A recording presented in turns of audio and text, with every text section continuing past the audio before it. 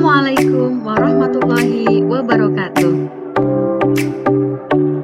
Berjumpa lagi dengan Bu Isti untuk mempelajari sejarah. Kali ini kita akan belajar mengenai manusia dan sejarah.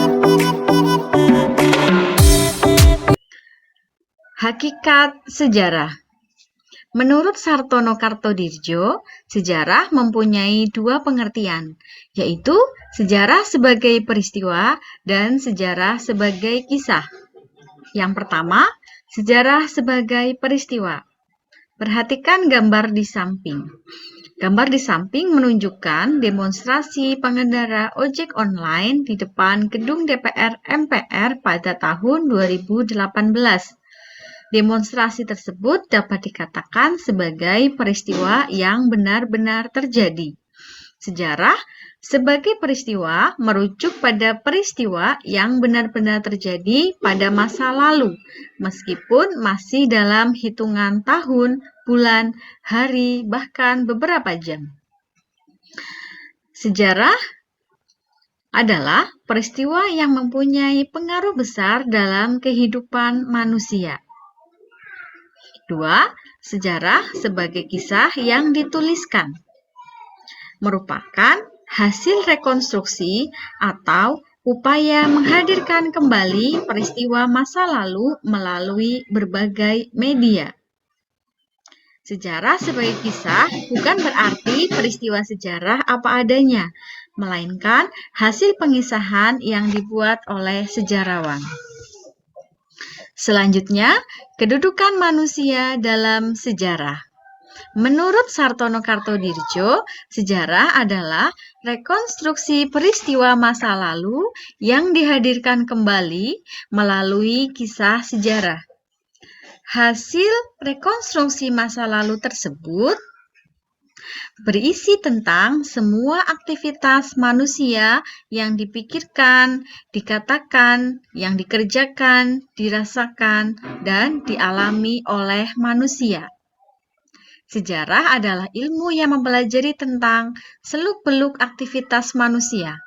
Dalam sejarah, manusia berkedudukan sebagai aktor utamanya. Objek sejarah. Manusia merupakan aktor sentral dalam kajian sejarah. Sejarah adalah kisah tentang manusia dalam kaitannya dengan ruang dan waktu.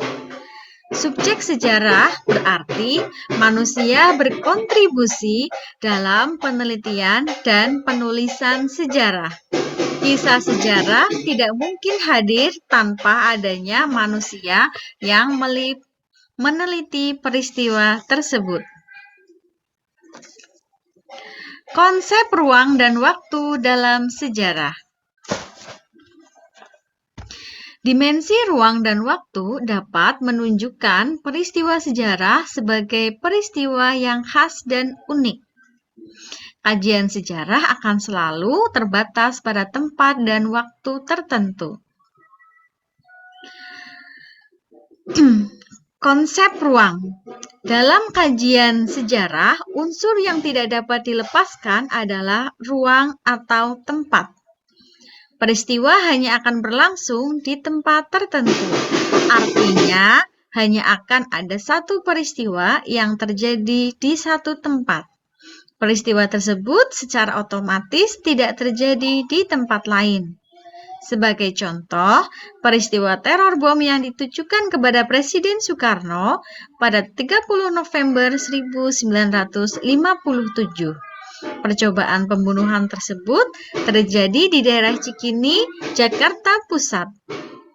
Peristiwa teror tersebut hanya satu kali sehingga peristiwanya disebut sebagai peristiwa Cikini.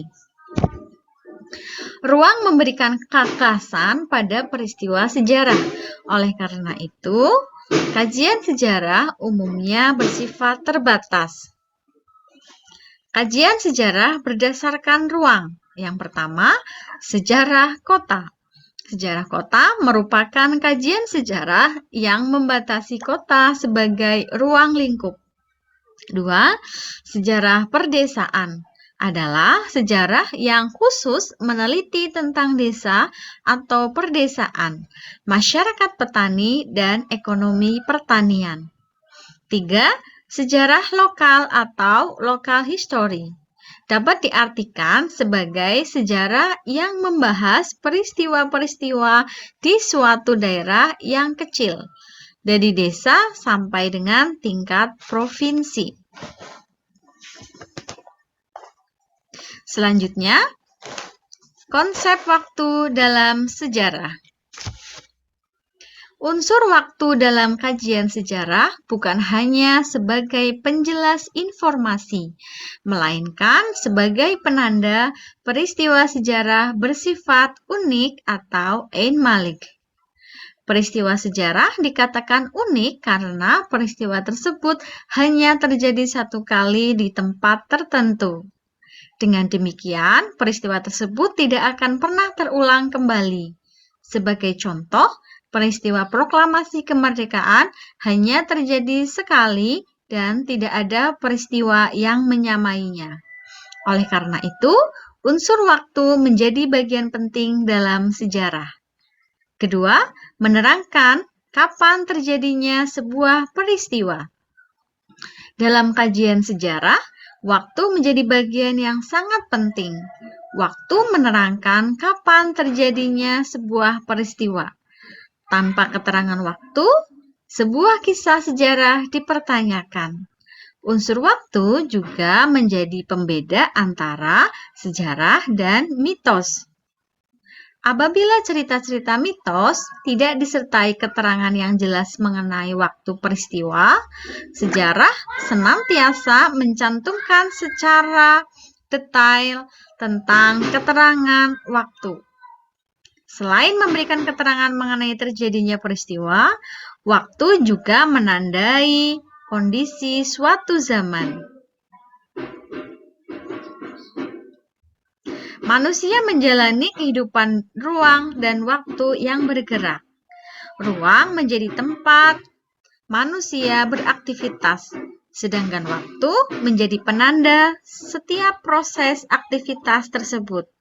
Sejarah senantiasa mencatat aktivitas manusia tersebut dalam waktu. Kisahnya bukan sekedar tulisan, tetapi dapat ditarik sebagai pelajaran pada masa kini dan pada masa yang akan datang. Oleh karena itu, manfaatkan waktu yang kita miliki dengan sebaik-baiknya. Perjalanan waktu tersebut dapat memberikan pelajaran yang berharga bagi kehidupan kita. Demikianlah pembelajaran sejarah pada kali ini. Semoga bermanfaat. Selamat belajar. Assalamualaikum warahmatullahi wabarakatuh.